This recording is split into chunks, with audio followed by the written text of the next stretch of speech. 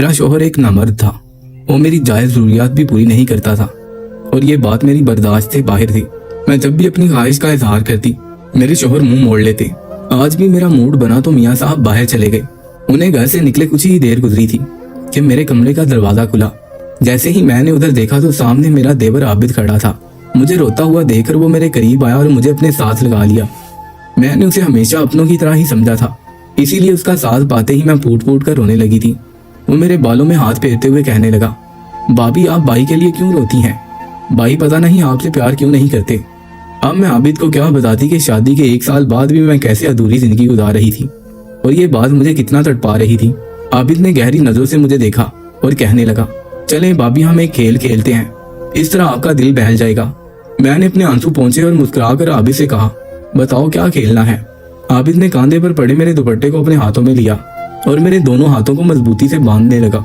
मैं नासमझी से उसे देखते हुए बार बार पूछ रही थी कि तुम क्या कर रहे हो, लेकिन बजाय मेरी बात का जवाब देने के वो मुस्कुरा रहा था।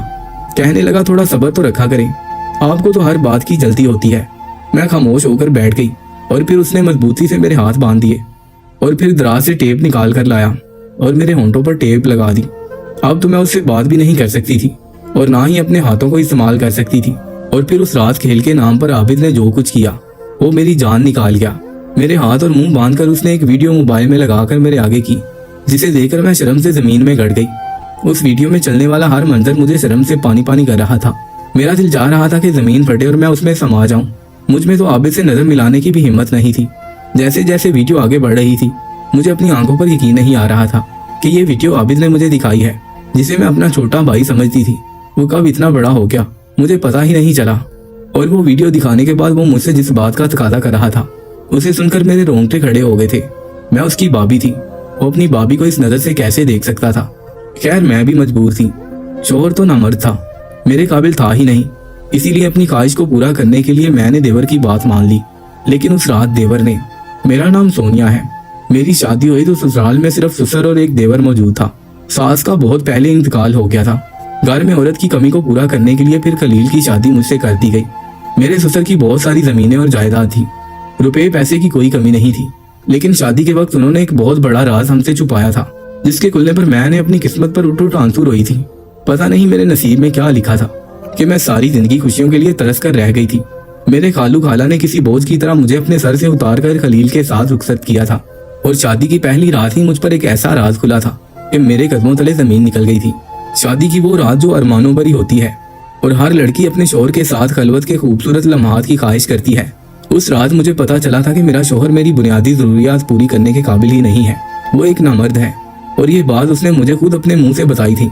मैं हैरानी से उसे देख रही थी और फिर वो कहने लगा कि परेशान ना हो, मैं अपना इलाज करवा रहा हूँ, जल्द ही मैं ठीक हो जाऊंगा। मेरे हाथ में तोहफा थमाकर वो खुद कपड़े तब्दील करने के लिए चला गया और मैं अपनी जगह सख्ते में बैठी रह गई थी। मैंने उस तोहफे को खोलकर भी ना देखा था और ऐसे ही साइड टेबल पर रख दिया था। सारे जज्बात ठंडे पड़ चुके थे और मैं सोच रही थी कि मेरे खालू खाला ने मुझ पर कैसा सितम ढाया है। माना कि मैं यतीम थी, लेकिन इसका हरगिज मतलब नहीं था कि वो आंखें बंद करके मुझे किसी के साथ भी रुखसत कर देते। अपने कांधों से बोझ उतारने के लिए उन्होंने मेरी पूरी जिंदगी को बोझ बना दिया था और अब मैं इस बोझ को ढोने पर मजबूर थी, क्योंकि मेरे पास वापसी का कोई रास्ता नहीं था। कुछ देर में खलील कपड़े तब्दील करके आया और बिस्तर के दूसरे किनारे पर लेटकर ऐसे सो गया जैसे उसे मुझसे कोई गर्ज ही ना हो। और मैं जो इतनी तैयारी करके आंखों में इतने ख्वाब सजाए उसके इंतजार में बैठी थी, मुझे अपना आप बेमोल महसूस होने लगा था। मैंने बड़ी बेदिली से उठकर अपने कपड़े तब्दील किए और सारी रात करवटें बदलती गुजार दी। अगली सुबह मेरी आंख रात भर जागने की वजह से सुर्ख हो चुकी थी और मैं बहुत ज्यादा थकी हुई थी। एक 14 साल बच्चा भागता हुआ मेरे पास कमरे में आया और सीधा मेरे गले से लग गया और मुझे प्यार करते हुए कहने लगा, दुल्हन आप तो बहुत ही खूबसूरत हैं। मैं हैरत से उस गोल मटोल बच्चे को देख रही थी जो बला का खूबसूरत था और बेइंतहा मासूम भी। और फिर मेरे शौहर ने मुझे बताया कि ये मेरा छोटा भाई आबिद है, आज से ये तुम्हारी जिम्मेदारी है। मुझे उस मासूम से बच्चे पर बहुत प्यार आया और मैंने बेख्तियार उसके गालों पर बोसा ले लिया। उस दिन के बाद से आबिद मेरे पास ही रहने लगा था। हर छोटी से छोटी बात पर मेरे गले लग जाता, मुझे प्यार करता, मेरी चूड़ियों से खेलता और सबसे बढ़कर ये कि वो मुझे सवेरा कहता था।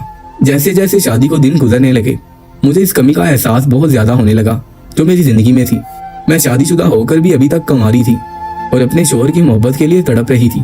मैंने कई बार खलील से कहा कि वो अपनी कमी के बारे में मुझे भी तो कुछ बताएं, मैंने तो उन्हें कभी कोई दवा खाते नहीं देखा था, लेकिन जब भी मैं ये बात करती वो गुस्से में आ जाते और बुरी तरह चीखने चिल्लाने लगते। ऐसे में आबिद डाल बनकर मुझे बचाने चला आता और मेरी खातिर अपने भाई से लड़ना शुरू कर देता। आबिद के आते ही खलील खामोशी से घर छोड़कर निकल जाते और वो मुझे अपने गले से लगा लेता और कहता कि सवेरा आप फिक्र ना करें, भाई जब भी आपको कुछ कहेंगे तो मैं आपको बचा लूंगा। भाई को तो हमेशा से ही गुस्सा करने की आदत है। आबिद को मेरे और खलील के बीच के मामलात का हरगिज भी इल्म नहीं था। वो बस मेरी मोहब्बत में भागा चला आता था और यही बात मेरे ससुर को बर्दाश्त नहीं होती थी। एक दिन जब आबिद स्कूल गया हुआ था, मेरे ससुर ने मुझे अपने कमरे में बुलाया और कहने लगे, आबिद को समझाओ कि वो तुम्हारे और खलील के मामलात में दखल अंदाजी ना किया करे। वो अभी बच्चा है और उसे मियाँ बीवी के दरमियान की बातों का इल्म ना ही हो तो अच्छा है। अगर उसे सच पता चले तो उसके ज़हन पर अच्छा असर नहीं पड़ेगा। मेरे ससुर के लहजे ने मुझे ये बावर करवा दिया था कि उन्हें अपने बेटे की बीमारी का इल्म है और इसके बावजूद भी उन्होंने जानबूझकर मेरी और अपने बेटे की शादी करवाई है। मेरा दिल उनकी तरफ से इकट्ठा हो गया था। मैं खामोशी से अपने कमरे में चली आई और उस दिन के बाद से मैंने आबिद के साथ अपना ताल्लुक कुछ महदूद कर लिया। लेकिन ये बात आबिद से बर्दाश्त ना हुई और वो खाना पीना छोड़कर अपने कमरे में बंद हो गया। मैंने उसे मनाने की कोशिश की तो वो रोते हुए कहने लगा कि अम्मा के जाने के बाद मैं बिल्कुल तन्हा रह गया था। एक आप ही तो मेरा सहारा है और आपने भी मुझसे किनारा कर लिया है। अब मैं कभी किसी से मोहब्बत नहीं करूंगा। मैं जिससे मोहब्बत करता हूँ वो मुझे छोड़कर चला जाता है। आप ही बदल गई हैं। आबिद की इस बात ने मुझे बहुत दुख पहुंचाया और मैंने जल्दी से उसे सीने से लगा लिया और कहा कि ऐसी बात नहीं है आबिद, मैं तुमसे बहुत मोहब्बत करती हूँ, लेकिन तुम मेरे और खलील के दरमियान ना आया करो। तुम्हारे अब्बा को ये बात अच्छी नहीं लगती। आबिद मेरे गले से लग गया और कहने लगा, मुझे अच्छा नहीं लगता जब भाई आपको डांटते हैं और बुरा भला कहते हैं। मुझे उसके अंदाज पर प्यार आने लगा और मैं दिल ही दिल में शुक्र अदा करने लगी कि आबिद की सूरत मेरी जिंदगी में कोई तो ऐसा है जिसे मेरी खुशी और दुख का ख्याल है। उस दिन के बाद से मैंने आबिद को खुद से दूर ना किया, बल्कि मैं ये कोशिश करने लगी कि मेरे और खलील के झगड़ों की आवाज हमारे कमरे से बाहर ना जाए, क्योंकि मेरे ससुर की बात दुरुस्त थी कि हमारे झगड़ों का आबिद के जहन पर बुरा असर पड़ सकता है। मेरी और खलील की शादी को 5 साल गुजर गए थे। पता ही नहीं चला था कि ये 5 साल कितनी तेजी से गुजरे हैं। मेरा देवर जवान हो चुका था और वो फर्स्ट ईयर में आ गया था और इन सालों में वो मेरे इस कदर करीब हो चुका था कि मेरे बगैर उसका एक लम्हा भी नहीं गुजरता था। एक वही तो था जिसके सहारे मैं इस घर में अपनी जिंदगी काट रही थी। वो मेरे साथ ना सिर्फ अपनी दिल की हर बात शेयर किया करता, बल्कि ऊट पटांग हरकतें करने से भी बाज ना आता। ऐसे ही एक दिन मैं खाना पकाने में इस कदर मसरूफ थी कि मुझे पता ही ना चला कि कब वो मेरे पीछे आकर खड़ा हो गया और फिर उसने अचानक इतनी जोर से आवाज दी कि मैं बुरी तरह खौफजदा हो गई। मुझे देखकर वो जोर जोर से हंसते हुए कहने लगा, सवेरा आप तो बहुत ही छोटा दिल रखती हैं, जरा जरा सी बात पर डर जाती हैं।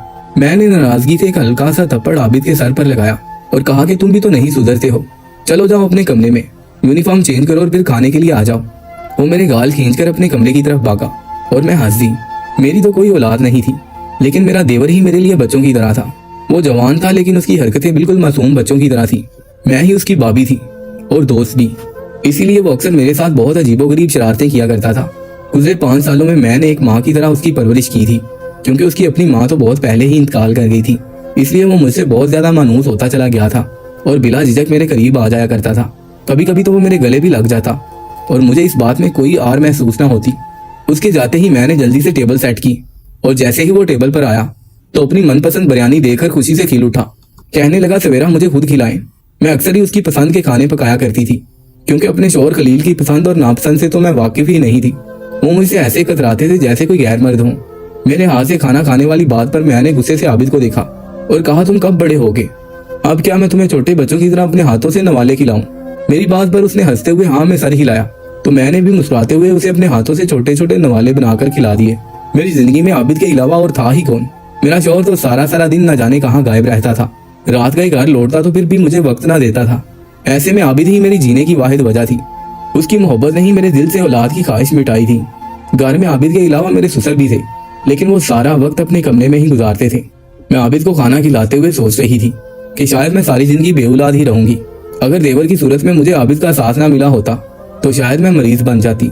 मुझे सोचों में गुम देखकर आबिद ने मेरी उंगलियों को अपने दांतों तले दबा लिया और अचानक ही मेरी चीख निकली तो कहने लगा, आप पता नहीं सारा वक्त कहाँ घूम रही थी। उसकी बात पर मैं उदास हो गई और कहने लगी कि मैं कहाँ गुम होंगी। आबिद ने मानी खेज निगाहों से मेरी तरफ देखा और कहने लगा, तो सवेरा फिर आप अपनी जिंदगी को बदल क्यों नहीं लेती हैं? कब तक ऐसे ही रहेंगी? आपका भी तो जिंदगी भर पूरा हक है ना, आप भी खुलकर सांस लिया करें।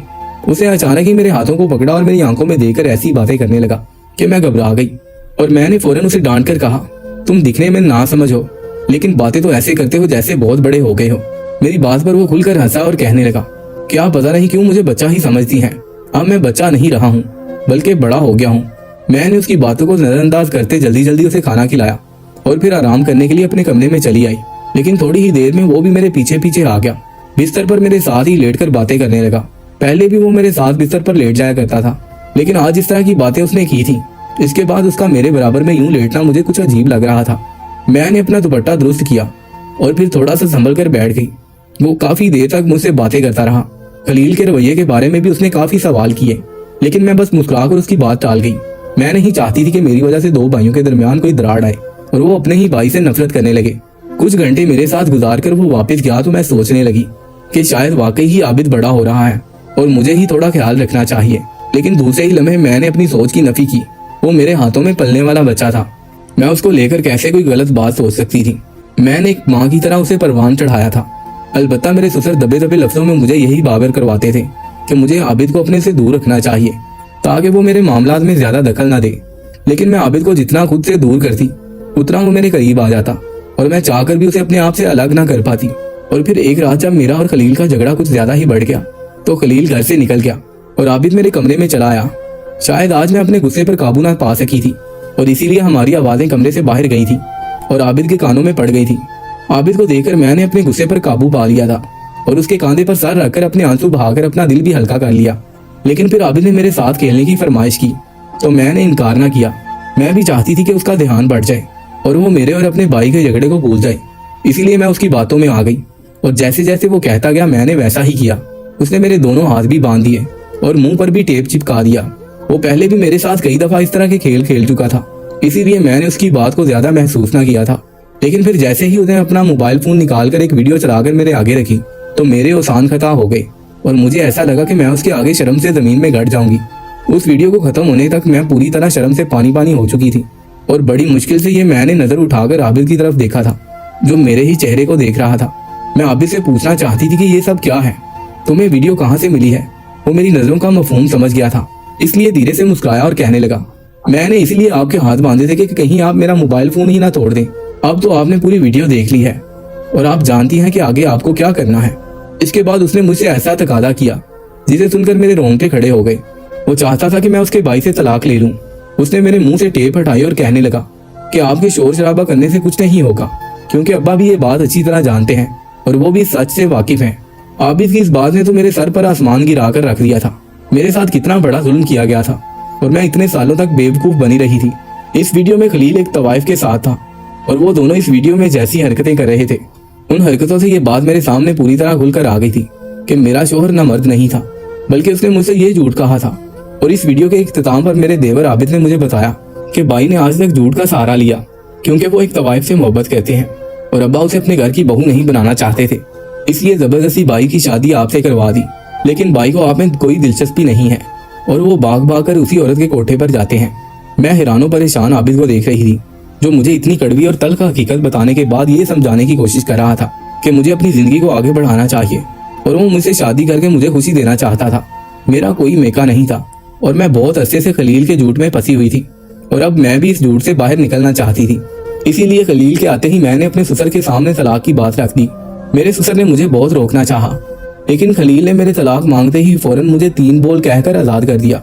वो तो शायद इसी दिन के इंतजार में था कि कब मैं उसे तलाक मांगती और वो हंसी खुशी मुझे छोड़ देता।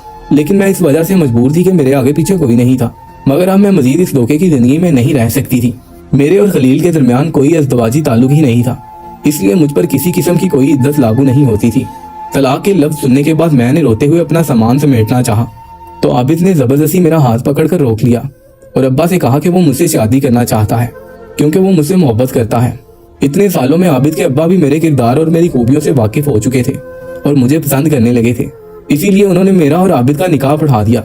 आबिद के अब्बा की अपनी जमीनें थी और पैसे जायदाद की तो कोई कमी ही नहीं थी, इसीलिए आबिद से शादी के बाद मुझे कोई परेशानी ना हुई और मैं दूसरे महीने में ही हामला हो गई।